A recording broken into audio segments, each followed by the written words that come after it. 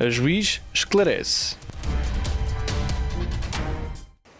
Uma das questões que tem de ficar resolvida no âmbito do divórcio com o consentimento de ambos os cônjuges é relativa à casa de morada de família.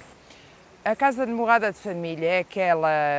morada onde o casal partilhava teto, mesa e leito, e verificando-se uma situação definitiva de ruptura da vida conjugal, o juiz terá de definir qual dos cônjuges é que fica a viver nessa morada. De facto, não se pretende que dois cônjuges que ponham termo à sua vida conjugal permaneçam, depois do divórcio, na mesma habitação. Pretende-se, portanto, que apenas um deles fica a residir naquela que era a casa de morada de família, e vamos ver que critérios e que situações é que podem ocorrer nesta sede. Pode dar-se o caso de a casa de morada de família ser um bem arrendado, pode ser um bem próprio de um dos cônjuges ou pode ser um bem comum. Em qualquer uma destas situações, o critério para saber qual dos cônjuges é que fica a residir na casa será sempre será o de verificar qual o cônjuge que mais carece da casa de morada de família. Terá de verificar-se em concreto em qual dos cônjuges é que a situação objetiva do divórcio teve maior impacto em termos de necessidades. Portanto, o cônjuge que ficar numa situação de maior vulnerabilidade em termos habitacionais será, em princípio, aquele que poderá ficar, ao qual ficará atribuída a casa de morada de família. Então, em que termos é que isso se processa? O juiz irá verificar, portanto, se os cônjuges, qual deles é que tem maiores recursos económicos, tendo em vista a possibilidade ou não de providenciar por um local arrendado, por exemplo, ou para adquirir outra habitação. Irá verificar qual dos cônjuges é que fica com os filhos a cargo, porque, em princípio, haverá que atender também ao interesse dos filhos para determinar com qual dos cônjuges é que a casa de morada de família fica. Haverá que verificar as condições pessoais de cada um dos cônjuges, por exemplo, se houver situações de debilidades decorrentes da saúde de algum dos cônjuges que o impeça de providenciar por outra habitação, isso não deixará de ser atendido. Portanto, há diversos fatores relacionados com a vida pessoal, com as vivências conjuntas, com a residência dos filhos, que irão ser ponderadas pelo juiz para saber a qual dos cônjuges vai atribuir, na falta de acordo, a casa de morada de família. E, como disse, isso irá acontecer, quer se trate de uma casa arrendada, de um bem próprio ou de um bem comum. No caso de casa arrendada, o senhorio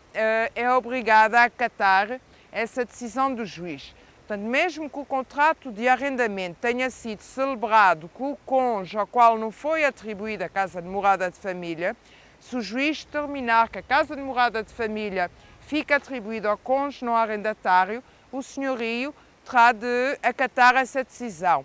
Obviamente que, se relativamente a esse cônjuge ao qual ficar atribuída a casa de morada de família, se verificar alguma causa de resolução do contrato de arrendamento, será objeto de despejo, tal como aconteceria com o arrendatário primitivo. Portanto, o cônjuge ao qual fica atribuída a casa de morada de família, que é bem arrendado, terá de assegurar, obviamente, as obrigações decorrentes do contrato de arrendamento ao qual fica vinculada a partir do momento em que a casa de morada de família lhe é atribuída. Se a casa de morada de família for bem próprio de um dos cônjuges, poderá acontecer que o cônjuge mais carenciado, que mais necessite de ficar a viver naquela casa, seja o outro cônjuge que não é proprietário. E isso pode acontecer em qualquer regime de bens. quer seja de comunhão ou de separação, portanto, poderá acontecer que só um dos cônjuges seja proprietário da casa. Nos regimes de comunhão, por exemplo, num regime de comunhão de adquiridos, poderá acontecer que tenha sido uma casa herdada ou legada ou que tenha adquirido no estado solteiro e, nesse caso, será própria do cônjuge que a adquiriu. Mas, se o juiz, no processo de divórcio, verificar que aquele que fica mais vulnerável em termos habitacionais é o cônjuge que não é dono, poderá atribuir a casa a esse cônjuge e, nesse caso, fixará uma renda, portanto, a renda devida pela utilização exclusiva de uma casa que não é dele. Portanto, irá constituir, nesse âmbito, um contrato, como se fosse um contrato de arrendamento. Portanto, essa ocupação ficará subordinada às regras do arrendamento. O juiz fixará então a renda que é devida, isto analisando, obviamente, não só os valores de mercado, como também as circunstâncias pessoais dos cônjuges, as suas vivências, irá encontrar um valor que equitativamente acautela devidamente todos os interesses em jogo, quer do proprietário da casa, que não fica a viver nela, quer do cônjuge mais carenciado, ao qual é atribuída a casa de morada de família, que é bem próprio do outro. Se estiver em causa um bem comum e ficar, como vai ficar no caso de divórcio, com o consentimento de ambos os cônjuges, apenas um dos cônjuges pode ficar a viver na casa e, nesse caso, pela fruição exclusiva desse bem que é comum, também poderá ser fixada uma renda correspondente a metade do valor da renda que seria devida se pelos dois cônjuges. Portanto, como é um bem comum, não é exigida a totalidade da renda ao cônjuge que fica a viver na casa, que é bem comum, mas apenas metade desse valor. E também aqui é como se constituísse uma relação de arrendamento. Ficará o cônjuge que fica a residir na casa de morada de família, ficará vinculado, em termos da legislação do arrendamento urbano, às mesmas obrigações que impendem sobre qualquer arrendamento para fins habitacionais. Relativamente à casa de morada de família, quero ainda dizer que quando o juiz fixa o destino da casa de morada de família, não está a decidir quem vai ficar proprietário da casa. Só está a decidir quem fica a residir nela. Portanto, a questão da propriedade, se for um bem comum, será depois uma questão a ponderar no processo de partilha dos cônjuges, em que a casa ficará atribuída a um ou outro, ou será vendida até a um terceiro, e claro que nesse caso de venda a terceiro, acabará a ocupação, portanto, que pelo cônjuge é feita da casa de morada de família. Essa decisão pode ser objeto de alteração, através de uma providência de alteração, logo que cesse a necessidade do cônjuge que ficou a habitar na casa, que, por exemplo, é bem próprio do outro,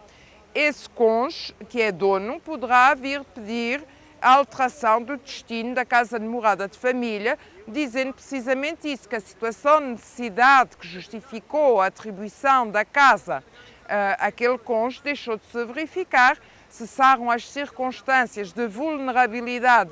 que determinaram essa decisão e, portanto, poderá vir pedir com esse fundamento a alteração do destino. De qualquer modo, no âmbito do processo de divórcio, com o consentimento de ambos os cônjuges, esta é uma das questões que tem de ser resolvida e que terá de ficar, portanto, definitivamente, quando chegar ao fim do processo de divórcio, não pode ser decretado o divórcio sem que seja atribuída a casa a um ou a outro dos cônjuges para fins habitacionais. Quero apenas acrescentar que, se porventura os cônjuges residirem numa casa emprestada, por exemplo, por um terceiro, considera-se que aqui não há casa de morada de família, porque trata-se de um mero empréstimo, não pode ser obrigado um terceiro que emprestou a sua casa para fins habitacionais a um casal, não é esse terceiro obrigado a suportar o encargo de ter uma pessoa, um dos membros do casal, a residir naquela que é a sua habitação. Portanto, as três hipóteses que se colocam aqui são apenas estas que eu enunciei. Portanto, o caso de estar a casa arrendada, ser um bem arrendado a um dos cônjuges ou a ambos, tratar-se de um bem próprio ou de um bem comum do casal. Todas as outras hipóteses em que, por qualquer título, provisório ou não, os cônjuges residam numa casa que é de terceiro, sem qualquer vínculo contratual destes que eu foquei, por exemplo, do arrendamento, não há lugar à regulação do destino da casa de morada de família. E penso, quanto a este ponto, disse o essencial. Bem, haja pela atenção.